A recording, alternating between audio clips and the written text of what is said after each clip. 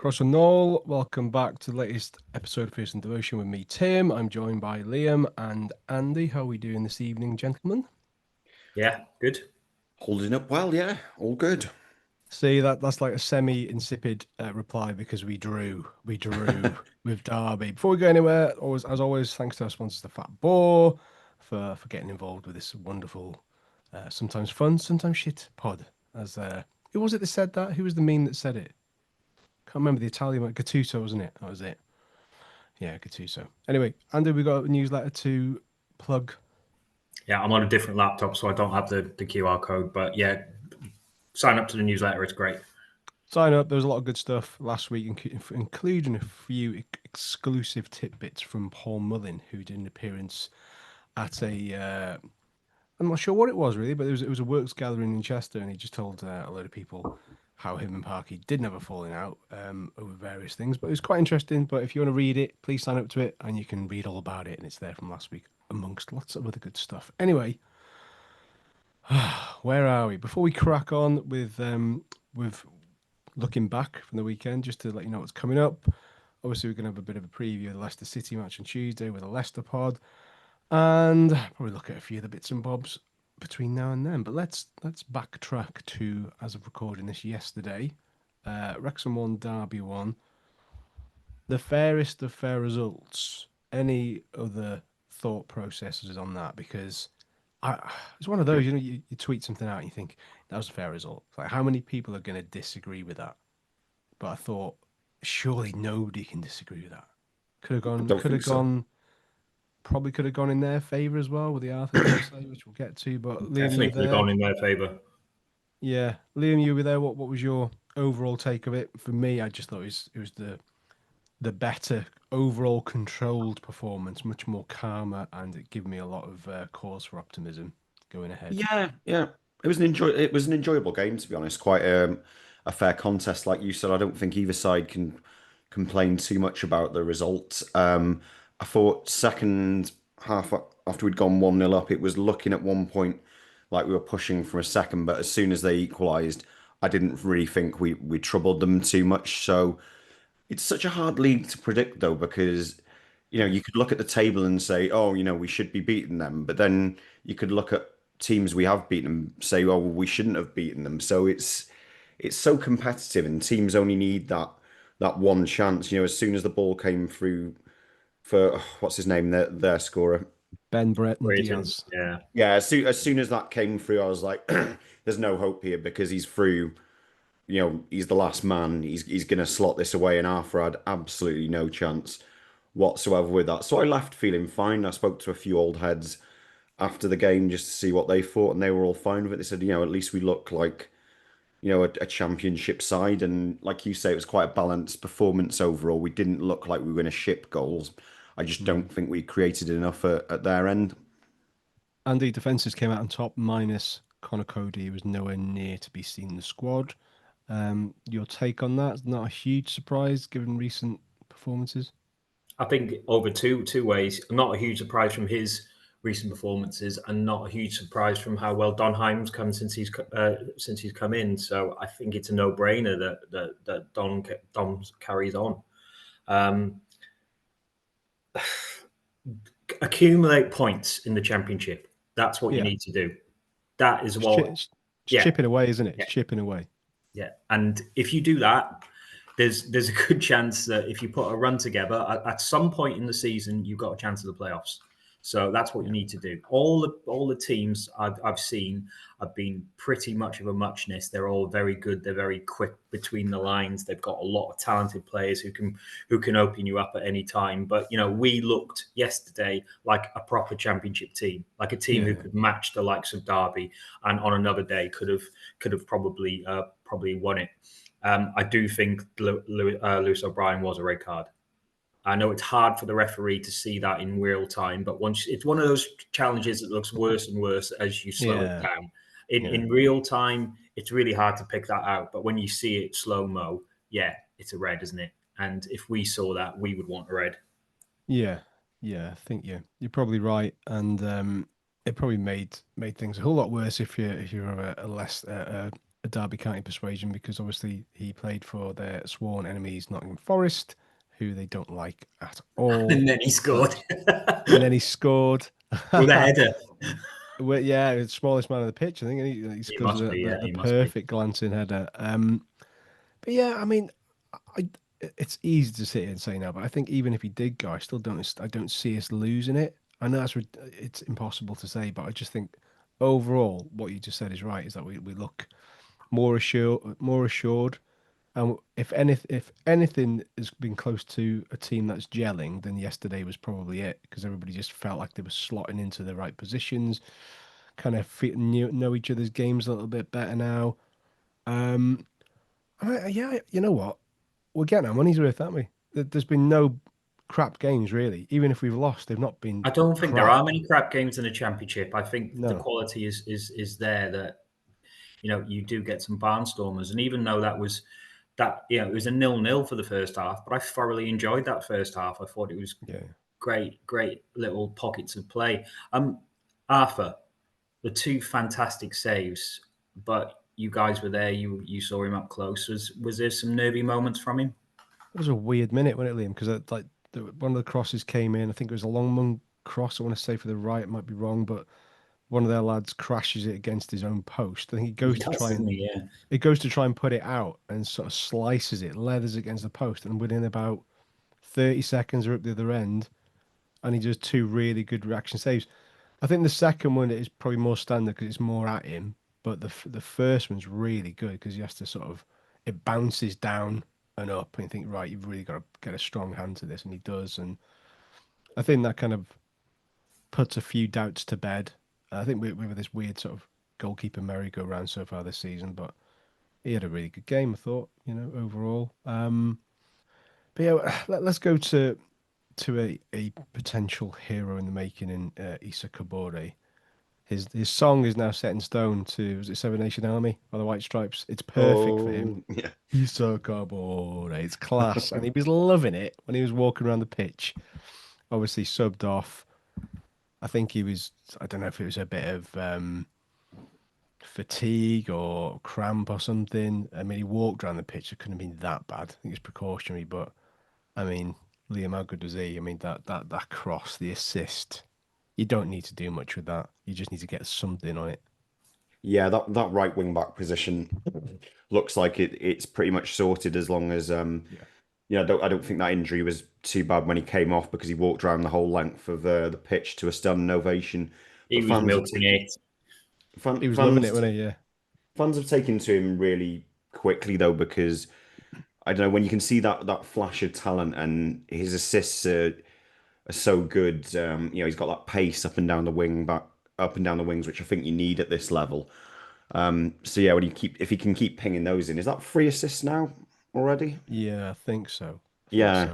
I mean, but yeah, he's got that sort of, I don't know, he's got the feeling of a cult hero in the making. So long may that continue. On the other flank, I wasn't too sure personally about Longman's performance. I thought he was all right defensively, but every cross he put in just seemed to come back out.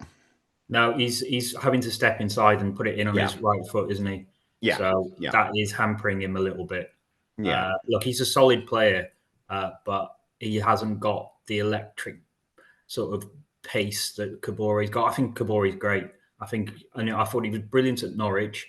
And I thought, well, can he do it at home? Because that's the real litmus test, isn't it? Because at Norwich, they're attacking us. The game's stretched. He's got that pace to run into. He's got the sort of space to run into. But I thought he was great yesterday as well. I just love the way he plays the game so simply. I mean, he gets the ball, he runs with it, he crosses it. If he needs to put a simple ball in, he will. He won't sort of flick it from one foot to the next. He won't sort of try and beat the defender and then go back and beat him again. No, if he can get past him, he will.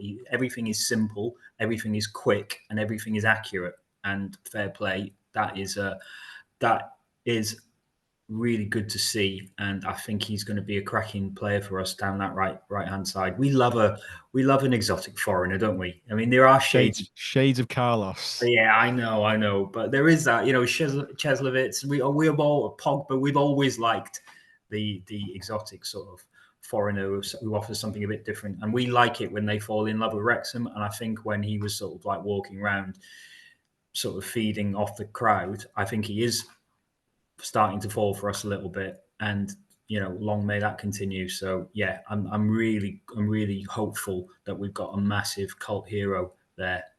It kind of gives you an idea of how big the step up to the Premier League is. If he's been at City for 7 years and not really had much as a sniff there, and he's showing that his levels above what we're kind of used to, and he was great. And even the Derby County fans knew it. They're like, fucking hell, they keep giving the ball to this lad. Yeah. And he keeps ripping defenders apart, and that's why they were just a bunch of cloggers. Derby. I mean, how they? I know we talk about Lewis O'Brien potential red card, but they could have easily had one as well. The amount of He was cynical persistent fouls. fouling. Adams Yeah, especially, I thought could have had 2 yellows. Carlton Morris as well. Fucking hell, he did his chops to the referee and did this kind of like, sort of munch kind of scream face when things didn't go his way. It was really They petty were a stuff. naughty bunch, like in general. I think their fans Yeah. probably go down as one of the I couldn't understand what they were chanting ever, and just generally angry about everything. Just They, like, they had a chant. Well, I'm not joking. They chanted the fact that we had three sides. We had a three-sided ground like that. Thanks for that observation. I didn't notice. What a random thing to say. Like if that's gonna have some sort of one-upmanship about it, really, really strange. But Pride Park's an identikit stadium, the same as yeah. many others. So Well, let's talk about the atmosphere then, because even Parkinson kind of said in his post-match pressure that was the atmosphere we've been waiting for. So he and the players have been in exactly the same boat as the rest of us, where we're all. It's very obvious that it hasn't quite been there so far, and we've put various theories as to why that is, but it was there, and then some on the side. It felt big, and it's weird because I think previously I said that 12:30 kickoffs could have affected an atmosphere for whatever reason, but it didn't have any effect this time. What were your takes on that? I thought it was really, really good, really good. yeah, it was a lot better. I mean, I think Manny was back with the drum. Don't know where he's been. Don't know if he's got a season ticket or if he's been in the dreaded ballot, so he's not been able to get to a game. But that definitely helps with the atmosphere. You notice when Parky or the players feel like the atmosphere is not quite up to scratch because you see the club sort of trailing a few messages about, oh, we need the club, we need the crowd behind us, that type of thing. We've had it on before on here when Humphreys come on to give a rallying cry. I think that was back in the National League days, but yeah, you can pontificate all day about what the causes are, but I was just glad to see the place, bouncing again a bit, even at full time. I know people might have been slightly Applause. disappointed, but it was, yeah, just nice applause, and much better that than the just, the boos. And I never like that. It just, But I think the applause at the end kind of like were very appreciative of what we saw. I think it wasn't a case of, all right, we've rolled over again because we haven't quite gelled yet, or we haven't gone too kamikaze and scored 3 goals but conceded 5 or whatever. It was just very like, oh right, this is what Wrexham as a championship side kind of looks will like look now. like, yeah. Yeah, This settling down now. This is how we've sculpted the side. No, we're not going to move away from 3-5-2, but we have brought better players in to play it.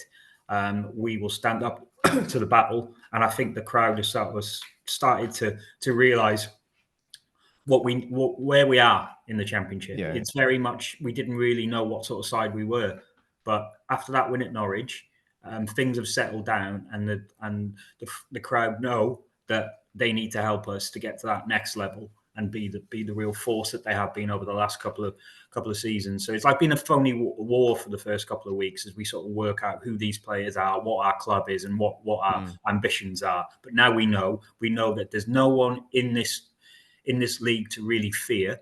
And if we play well, we can beat anyone. So, the way to help us do that is by doing a cracking atmosphere. And it's good to hear that they did that on Saturday. Gotta give a shout out to the preschool ultras as well, whoever that may be. I've just dubbed them that. But in the lower tech end, there was a bunch of kids, I guess. I kind of want to say maybe I have no idea. I didn't take a wander over, but it must have been like between 8 and 12, I want to say, and they were all just singing Wrexham songs non-stop. It was like they just grouped about 30 sort of school children together. Right, go on then, off you go. It was great. And it's kind of unusual, but it's great. And the more people you've got singing of all ages, all levels, all for it. So hats off to those guys and girls down in that corner. Great effort. So yeah, come back and keep doing it. That's what I say. So anyway, we mentioned Arthur, didn't we? I think there's Yeah, no we did. doubts Yeah. about that. No Ryan Hardie either.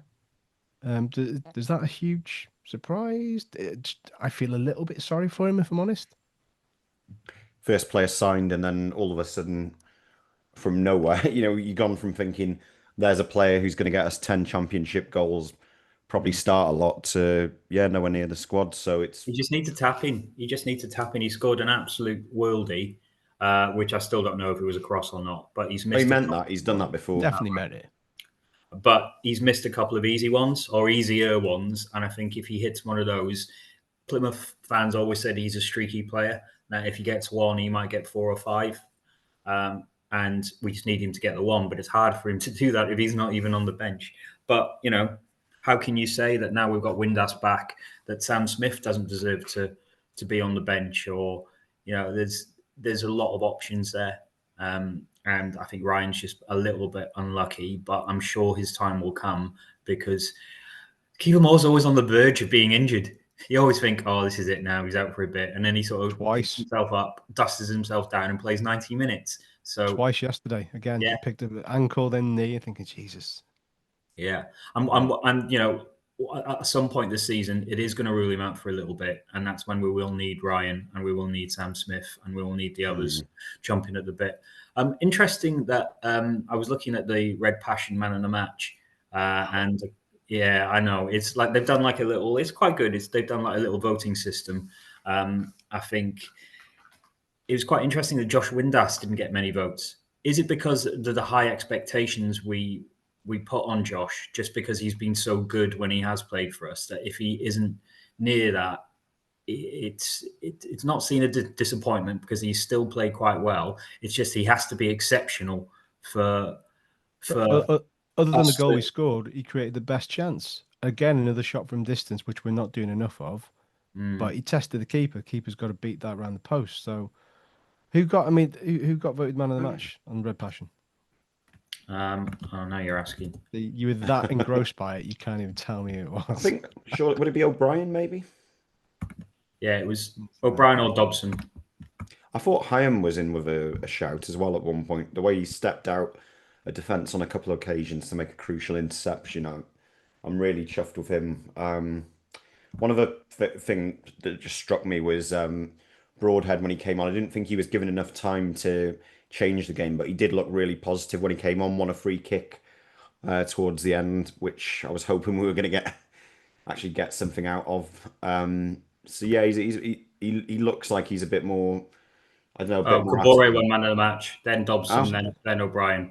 So the people who had no votes were Longman didn't get any votes, Max didn't get any votes, Windass didn't get any votes, and Kiefer only got one.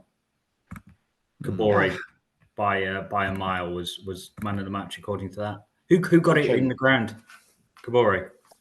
Oh, I can't remember because they kind of announced it was like go and vote on the website, and I think they did that with about 4 minutes of normal time to go. So there wasn't a lot long enough. I was like, I can't really be bothered. yeah, exactly. So don't really know, to be perfectly honest. It was probably almost certainly going to be Kabore. I think anybody you could clearly see he was by far the best attacking out there on the day, and that probably helped the atmosphere because you got somebody who's really getting bums off seats again, who's becoming a bit of a cult hero already so early on. Somebody did ask me this on X. Well, apart from if you exclude Arthur, when was the last time we had a lone player as good as Kabore that really, really got you excited? Struggling really, because Okay, you can say Joe Allen, but that's like 10, 15 years ago. In about 3 games, didn't he? And he got injured.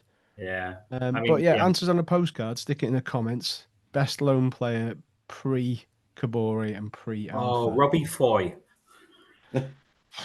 Wow. Okay. I'm going to go in Marius. No, was Marius Rovda on loan? No, he's a full. No, he was just out of contract. So yeah, bollocks. I don't know. Not many. Derbyshire's an obvious one to think of. He was fantastic. Derbyshire, in yeah, his that's a loan good spell. shout. He was on loan from Blackburn, wasn't he, at the time? Yeah, I think so. But there were so many that we got. Like we got a lad from Middlesbrough called George Smith, was it? And he was man of the match first game, and then got injured. Yeah. Was that Dean Keats signing? I think so. Yeah, and we had a few. Why has no one mentioned Lee Roach? Lee Roach was all right, you know. He was good. He was better on loan than he was when we actually signed. Mike Lake until he signed permanently. Now we're going. Wait, there's got to be somebody within the last 5 or 10 years, surely. Anyway. Well, Mari Patrick was all right, but that's not really. Yeah, Rakeel Pike was he on loan? Back heel Pike. Back heel, right? Yeah. Anyway. Let's move on.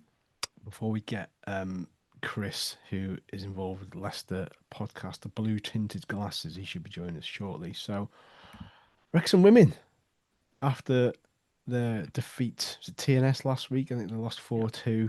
They are back at it today. Hammered Pontypridd 6-1. Abby Idenden, I can never say your name right. Abby Idenden. Somebody try and say it for me. Abby Idenden. Abby Idenden. I'm fucking taking the piss, and I'm not. She and Mariam Mahmood scored a brace apiece. Katie Barker got another as well. They're now second in the table, 9 points, level with leaders Cardiff. That is how you respond to a strong defeat, a hell of a strong win. So, going well. It was played at the Globe. Is it the Globe or the Glebe? The Globe in Buckley. It was played down Globe, there. yeah. They're kind of in between grounds with whatever's happening at Druids. I think there's some maintenance work going on there at the moment, so they're kind of ground hopping for one way. It doesn't seem to be affecting their performances though. So happy days. No. Upwards. Yeah. Good to see them bounce back. Yeah. Should we get our guest in or? Yeah. Well, yeah. I mean, let's just quickly touch on because we did touch on it in midweek when we foolishly decided to record whilst watching the Carabao Cup draw live. Any more thoughts to this, gentlemen? Because we've had a few reactions from Cardiff fans about said draw, and I don't know if they're unhappy or delighted. But anyway, we got a message from. They're generally unhappy, aren't they? Yeah, That's well, just we got a Cardiff message fans. from Bo Carroll _5, of course, who responded to our kind of reaction clip. It must have been you that said this, Liam. I'm sure you mentioned anticlimax. He went, anticlimax, lol. Who the fuck do you think you are? You may be in the Championship now, but we were there for 20 years in a row and 2 seasons in the Prem. Dickheads. But DICKEDS. Not H or an E. So what's your reaction? We're going to have this. We're going to have Pooh Bird's Corner every week until that game comes around now for every hot take from a Cardiff fan who seemed to be apoplectic with rage and annoyance that they have to travel up to Wrexham on a Tuesday night. But look on the bright side, you'll get a late train back and it'll cost you a fraction of what it costs us to get to Cardiff for a Wales home match. They'll probably put a special train on for them. Probably. But we'll see. We'll see. If yeah, they probably will. And if you think that they will, they won't, Cardiff fans, please come and reply to us and let us know what you think. Anyway, why did I call you Chris before Martin? And now it's got Chris Martin. You got Martin. Martin is joining us from Blue Tinted. Is it Blue Tinted Glasses? I wanted to say spectacles then, but it's Blue Tinted Glasses, isn't it? That's all, mate. Yeah. Yep. Thanks for having me. It's all right. Thanks for coming on. Before we dive into looking ahead towards Tuesday night, just give us a bit of a spiel about the pod, how long it's been going for, and were you there before the glory days of Premier League trophy triumph? No, so I was. I was a Leicester fan. I was the Leicester fan before the title, but no, the channel's relatively new. I think about a year now. So I used to be on a different channel, but yeah, we started our own one. So yeah, lots of different stuff. Match previews, as you know, Tim, you're on one with us this morning. Watch alongs, news videos, all the usual stuff. So yeah, Blue Tinted Glasses. We'll be doing some stuff after the game as well, some analysis and things like that. So yeah.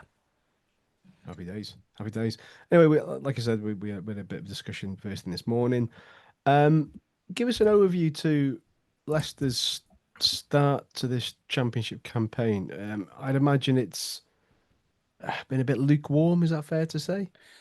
Yeah, I think that's fair. I mean, it could have gone a lot worse. I think a lot of Leicester fans were maybe expecting a lot worse because off the pitch, the mood around the club was rock bottom. To be honest with you, probably at the start of the summer. That it will be our second. Well, it was our second relegation in 3 years from the Premier League, and it's a club that won the Premier League and the FA Cup. Both within the last 10 years, and many European campaigns as well. I think three or four European campaigns. So super, super disappointing. We went through two managers last season, Steve Cooper and Ruud van Nistelrooy. We didn't sack Ruud van Nistelrooy until I think it was the start of July. We didn't get our new manager until the end of July. So we were very concerned. But yeah, obviously say a lot of sales, not many incomings as well. That caused a bit of anxiety, I think, with a lot of fans. But I think if you said to all our fans at the start of the summer, we'll be fifth place after 7 games, I think pretty much all of them would have said we'll take that. For what it is at the moment, and I think now we're actually in a position where we're quite frustrated because we feel like looking around the division, and you look at the likes of Sheffield United and Ipswich and Southampton not really performing, even Birmingham, who a lot for some reason thought would be right up there, which I never thought would be the case. It's kind of a missed opportunity, I think, to not be even higher than where we are now. We've not played great this season, but we've won a few games, and we're unbeaten in the last 5. So yeah, it's a weird one. I think lukewarm's a fair assessment. There's a lot more to come, and hopefully that does come. But it's not gone as badly as a lot of us would have thought. Yeah, I'm just having a look now because was it 3 draws in a row now? So 2 each. Oxford 0-0 with Coventry, and then very last gasp leveler at West Brom on Friday. Yeah. Is that indicative of the way the team's been performing? Is it a case of bad luck? Should it have been a case of converting those, similar to what we felt with Derby yesterday, that maybe we should have done a little bit better? I would say that we've not had a 90-minute performance yet this season. I would struggle to even say where we've had a 45-minute performance. To be honest with you, we go through these spells in games where we're on top, where we're dominant. We concede early quite a lot. That's been a theme of the season so far. But one thing I think has encouraged us fans a lot this season is the fight has been there from the players, that when you concede to get a goal back, or to get a winner or an equaliser, and that's something that wasn't there last season in the Premier League. I know it's a different kettle of fish in the Premier League, but last season we would concede early, the heads would drop, and we just never looked like getting back in the game at all, even against the weaker teams. So this season it's actually really encouraging to see us fight until the very end of games. And to be honest, mate, I think it's down to, the quality in the squad. That always helps. This is a statement that I made at the start of the season, and to be honest with you, I still stand by it. I do personally think that Leicester have got the strongest squad in the Championship. Now, some people disagree because we've lost a few players, but I still stand by that, and I think it shows. We have a few players that can just pull some out of the hat. Abdul Fattah, who I think many would say has been our best player this season, and he's a Premier League winger. He if Leicester don't get promoted this season, he'll be in the Premier League next season, and he's scored a couple of goals now, which have been incredible finishes. So, yeah, I think even if we kind of continue with these performances, I think we'll be there or thereabouts in the playoffs come the end of the season, just off the pure quality that we have. I mentioned to you this morning, but Harry Winks, who was playing Champions League football 4 years ago, he didn't even start a few of the games because he kind of wanted to leave the club, but he would come off the bench and make a real impact, and now he's starting games, and we look so much better with him in there. So yeah, I just think we have too much quality, and as I said, that has shown in the games that we haven't really been playing very well, but we've come away with something from the game.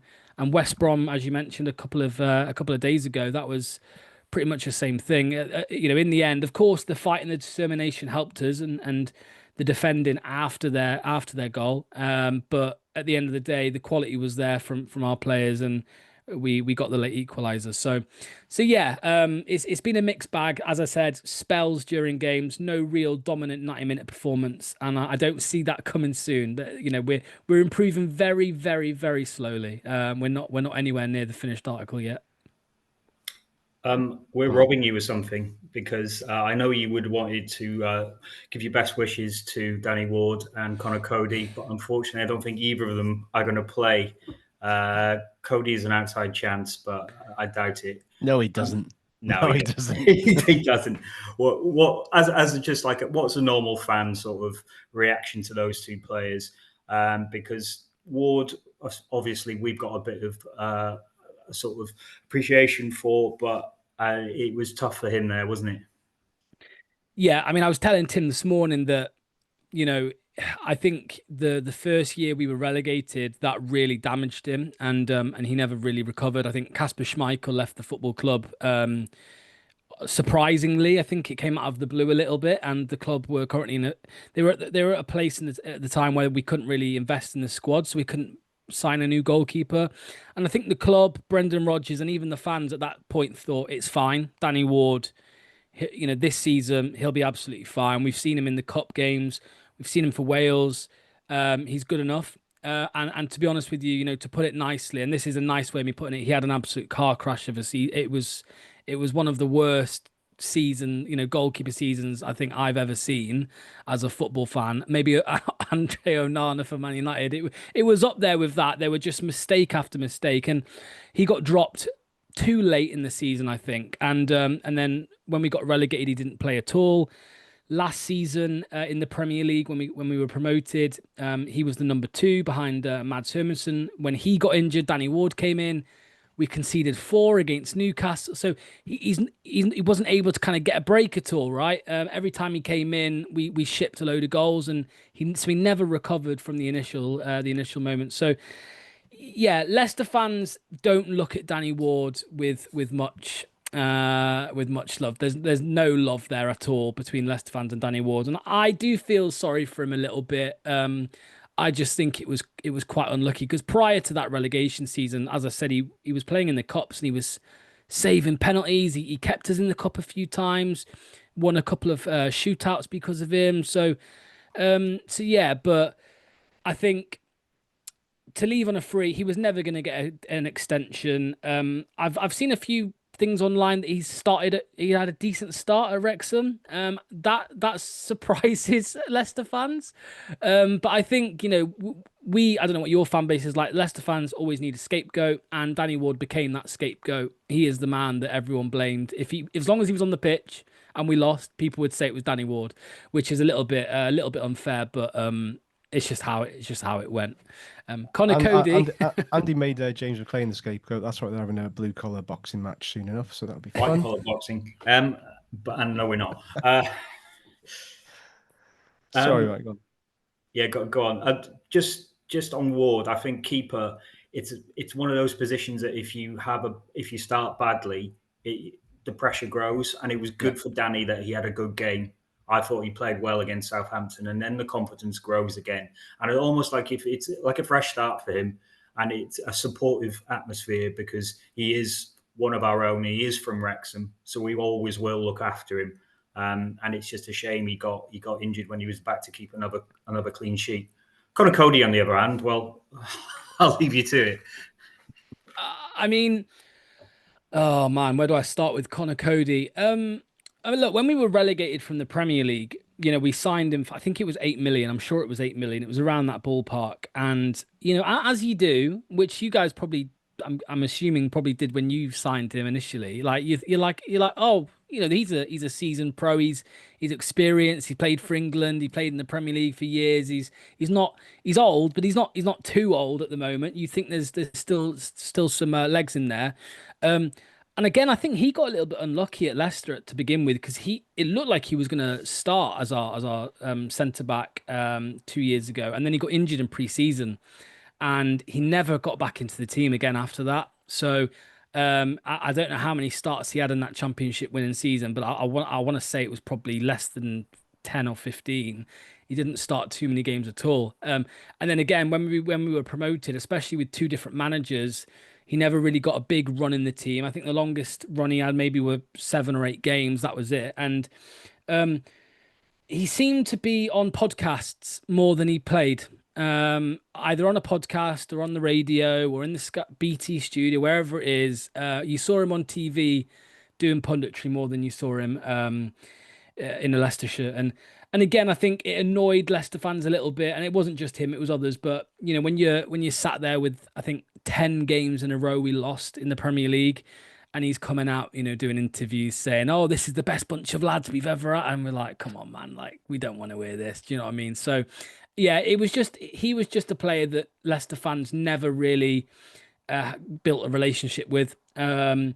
He didn't really seem like he wanted to be here either, too much, and yeah, I think he was one of the players that was there were 3 players in the squad who were alleged to not who refused to stay at the training ground. We've got this big training ground complex, and I think the manager asked them to stay at the training ground one night a week because they lived miles and miles away, and it was taking them a long time. They were traveling long, and he was one of the ones that refused. And there was a bit of an argument around that as well. So yeah, a lot off the pitch, mainly off the pitch, but on the pitch it was also not great. You know, he was slow. He gave away a couple penalties in the last season. There was no real, you know, good performance that we saw from him. So I mean, the fact that I said to Tim earlier that Leicester have notoriously struggled to get rid of high earners and players that maybe we didn't want to accept a low fee for. Leicester fans have been going crazy about this for years. You know, we've had bids, decent bids for players who we don't want, and we've said no, we want more, and the deals end up falling apart. So the fact we've accepted 2 million, is it? The fact we've accepted 2 million, which was claimed to be a cut price deal, I think says everything you need to know. I don't think he wanted to be at Leicester, and I don't think we wanted him. So we're glad he's at another club. And to be honest with you, a lot of us said we've actually weakened. We've weakened another team in the division. So yeah. What you're saying is the best is yet to come from Conor Coady in a red shirt.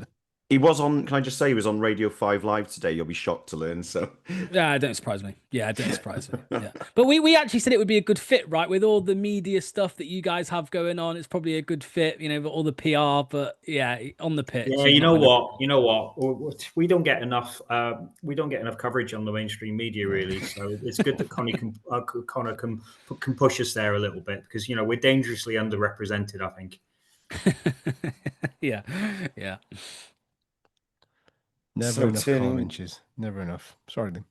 No, just turning to Tuesday, I'm just wondering, because we seem to have this question with every team we face. When was the last time we went to Leicester? It's got to have been a long time, hasn't it? I mean, who's going to do the digging? Should have done this research earlier. Let's have a look. I'm going to say it's got to be 80s. I think it's 80s. It's got to be 82. It's got to be 81, 82. My main reason for asking was, you know, just in terms of what sort of experience fans can expect on Tuesday night when they come to your place. 81 would have been. Oh, there we go. 1981. What can you expect at Leicester? Not a lot, to be honest. You'll get you'll hear a lot of booing from the Leicester fans if we lose. There's a lot of that going on at the minute, which is crazy.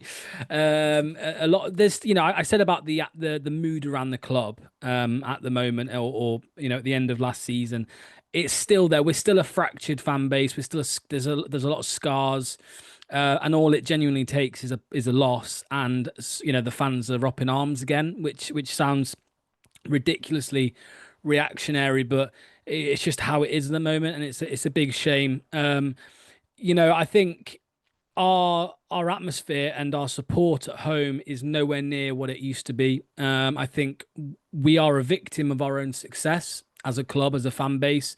You know, you've got a lot of the older generation who, you know, they're absolutely fine. They show up and, you know, they're happy to just watch their team every week. And then you've got a lot of younger fans who only knew winning for quite a long time.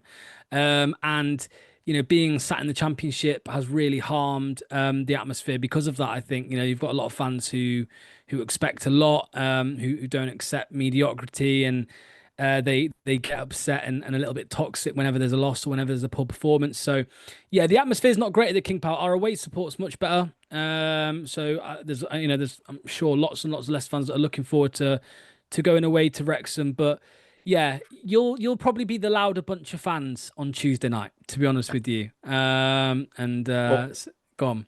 Yeah, you're not alone. I mean, we've just been having similar conversations about our home atmosphere, and it is a bit better on Saturday. Sort of triggered a little bit by form, but actually, I mean, what's your perception of how Wrexham has started this season? Because I mean, things are okay now, but a couple of weeks ago there was all kind of mad talk, a bit reactionary, people talking about Parky's future. I expected Wrexham and Birmingham both to be mid-table this season. There was a lot of hype and a lot of talk for both of you guys. Weirdly, again, more so for, I mean, people were talking about Birmingham's second place. I'm like, what is going on? And not even just Birmingham fans. I mean, I said to Tim, we spoke to Tim this morning about how crazy those fans are, but even neutrals were saying it. And I've looked at the squad and I thought, really? It's a disciple of Brendan Rodgers in charge as well. And I'm not so sure on that. So I think you guys, you could creep into the playoffs in my mind for sure. I think you could do that. I like, there's plenty of players at your club that I am a fan of. I mean, we were talking about Windass earlier. I mean, that's one that Leicester fans were kind of thinking, why have we not gone? We have PSR problems. We couldn't spend much money. Windass is available. Why not bring him in on a free deal? Maybe we were sniffing. Maybe you beat us too. I don't know. But so there's a player that can pull some out of out of nowhere on his own. To be honest with you, Kiefer Moore. I've always liked Kiefer. I should probably give you the context. I told Tim this morning. I am actually Welsh. I grew up in Pembrokeshire. So yeah, I do watch quite a bit of Wales and I watch Kiefer Moore. I do like Kiefer Moore.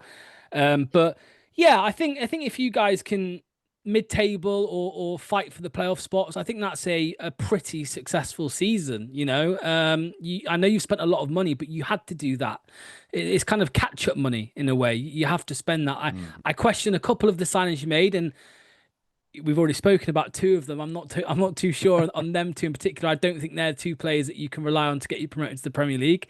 But yeah, it's just interesting seeing the differences in fan base, the different fans within fan bases. Some of them just are maybe too passive. Some are just way too reactionary. And from speaking to Tim earlier, he does seem in the middle to me. You guys might tell me I'm wrong on that, but he seems in the middle of the two there, to be honest. So yeah, I think mid-table would be a good season for you guys, and then you go again next season.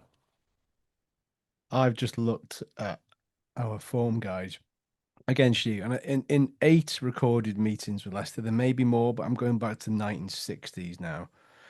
In 8 meetings, we have only won once, and that was in the League Cup in '77. Our last 4 games against you, albeit stemming between '82 and '79, we did not record a goal in those 4 meetings. Drew 0-0, lost 1-0, lost 1-0, lost 2-0. So something's got to change. And we haven't had a game yet where we haven't scored, Andy. Doesn't have to change. Well, we're going to score. You'd like to think we're going to score now. Christ, I don't want to jinx it. You watch. If we don't score now, it'll be my fault, for fuck's sake. But yeah, it's not easy to get bogged down into the form of that far away, I guess. But I think from our point of view, it's nice to come to places like Leicester and feel, again, big ground, big kind of game feel to it. And we keep saying it week in, week out, broken record. It feels like a bit of a free hit, like we just said, but it's all about chipping away and picking up points. And I think we are still very much in the domain of feeling and performing like an away team, very much an away team sort of feel about it, especially second half. We're a very, very second half team at the moment, I think, for the most part. But yeah, I literally have no idea what to make of it. Can I just touch quickly on 2 players that were heavily linked with us in the summer? Hamza Chowdhury and Jordan James, which I'm so gutted you got him. So gutted you got him on loan. Tell me about them. Tell me about those two. I'll start with Hamza. So Hamza is he came through the academy, and unfortunately for him, he kind of came through when Leicester were really good, and he never really found a spot, in the starting 11 or anything like that. He's always been a backup utility player for Leicester. Even now, he started the season for us at right back as captain or one of our captains when he played. And even now he's out the team because Ricardo Pereira, who's just leaps and bounds above him, is now playing and starting games. So Hamza's found himself out the team. But yeah, look, he was always a six. He was always a defensive midfielder. And then he's played a little bit at right back. He's also played at centre back as well over his career. But he had a really good time at Sheffield United last season, second half of the year. Playing at right back and did really well. So that's where he has been used so far this season for Leicester. I think Leicester fans, there's no hard feelings towards Hamza. We like Hamza. There's questions there. I mean, his quality on the ball isn't great. And when you're trying to kind of play in a team, in a system, if you like, that you're trying to dominate games or you're trying to dominate possession, he's not really the man for that. So naturally, he's going to struggle to play too many games. The manager's not overly keen on him, but that you can rely on him defensively in a game to come on maybe late on and try and see out the game. Jordan James, I'm so buzzing about. I'm so buzzing we signed him. I think we really needed a player like him. For over a year, actually, when we lost Dewsbury Hall, when we were promoted last time, we lost him to Chelsea, and we never. We signed Oliver Skipp, who's just, a pathetic excuse for a footballer, to be honest. Oliver Skipp, he's absolutely terrible. Skip. Yeah, and he cost 20 million. We spent 20 million on him, which is even worse. So we've lacked a midfielder there who can cover a lot of ground, who's can put his frame about quite a bit, and on the ball, not bad either. And so I'm really glad that we picked him up, and it's a loan with option to buy. Apparently the option's like 6 million euros, 7 million euros, which is a bargain. So and from everything we've seen of him on the pitch, but also off the pitch in the interviews and stuff like that, he just seems like a really down-to-earth guy, a good professional. And I would say it's been a little bit frustrating from my point of view, seeing him the last two games. He's been played as a 10 because the other deadline day signing Aaron Ramsey from Burnley on loan, he got sent off on his debut 20 minutes in, like an idiot. And Jordan James has been filling that gap in the 10. And I don't think that's his position. I think he's a box to box. He's as an 8, more of an 8. And I think he struggled a little bit. Obviously, coming to a new team and suddenly thrown into a position that isn't his best. So I want to see more of him. I think he'll only get better for us. He's not been bad in the opening games. I just feel like he's not been too comfortable with where he's being played. So hopefully we see him a little bit deeper. And I mean, he's a shoo-in to start over Oliver Skipp. And I saw you. I mean, I was checking through my WhatsApp the other day, and when you were first linked with him, I messaged my mate who's a Wrexham fan. I said, "Oh, mate, if you sign him, that's a great signing." And then, it never happened, and he ended up at Leicester. So I'm really happy with that, and I just hope that he has a somewhat successful time here, and we make the deal permanent at the end of the season, because I think he could be in Leicester's midfield for many years if he continues to develop and has a good time at the club. So. Yeah, Jordan James gets a big tick. He's been decent so far, so more to come. Means we're going to get Oliver Skipp from you guys next season. Now you've described him as a pathetic excuse of a footballer. Oh, mate, honestly, it's so I can't believe. I don't know. I just can't believe we paid 20. Daniel Levy, is absolutely had a pants down with it. Because it was 30 million for him and Winks in total over the space of 12 months. Basically, it was 30 million for them two. So, yeah, he's terrible. Give us your prediction. Let's move into prediction territory because Andy's got to go and have a poo. So let's crack on. Give us your prediction. As I guess. Leicester pod, so hopefully I won't be doing that on the Kazi. Go on, hit us with your prediction. I think you'll score first, as it seems to be the theme at the moment with Leicester. But I think we'll again just have enough quality to, and like, enough fight to get back in the game and win. So I'm going to say 2-1, 2-1 Leicester. Yeah, I don't fancy us in physical battles, to be honest. I think we might struggle on that front. So I'm looking at some of, like Jordan James, for example. I'm hoping he can have a good game in midfield and put his body about a bit and help us in those areas. So yeah, 2-1 Leicester for me. 2-1. Liam? I'm going to go for the old Desmond again, 2-2. Just fancy us to... We seem to be look better in attack away, weirdly, this season. So, but I think like you say, Leicester have got a lot of quality as well. 2-2. Andy? I'm going to go 1 each. Again, I just think it would be nice for us to grind something out there. And as I said earlier, accumulate points. That's what we need to do in the Championship.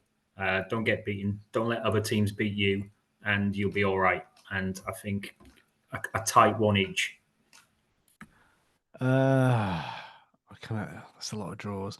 I'm going to go against the grain because you've had 3 draws in a row. I can't see you making it 4. I just got this annoyance that you're gonna do Southampton and nick a last minute winner. So I'm going to go 1-0 Leicester, which I don't usually go for defeats, but there's nothing to be sad about regarding that. So I'll go for a 1-0 loss and then beat Birmingham, which we'll come to in a midweek pod, probably, almost certainly. So come back and visit us this week where we do another one for that game. But anyway, thank you so much for joining us, mate. Really appreciate it. Fascinating insight. Good luck between now and when we play you again. And hopefully not too much luck on Tuesday. But thank you for joining us. And to everybody else listening, thanks for tuning in. Like, subscribe. Let us know about Cardiff fans in general. How much you hate them. How much you hate them, how much you loved or hated the atmosphere and everything else. But yeah, thank you very much. Cheers. Take care. See you soon. Over now. Yeah. Bye-bye.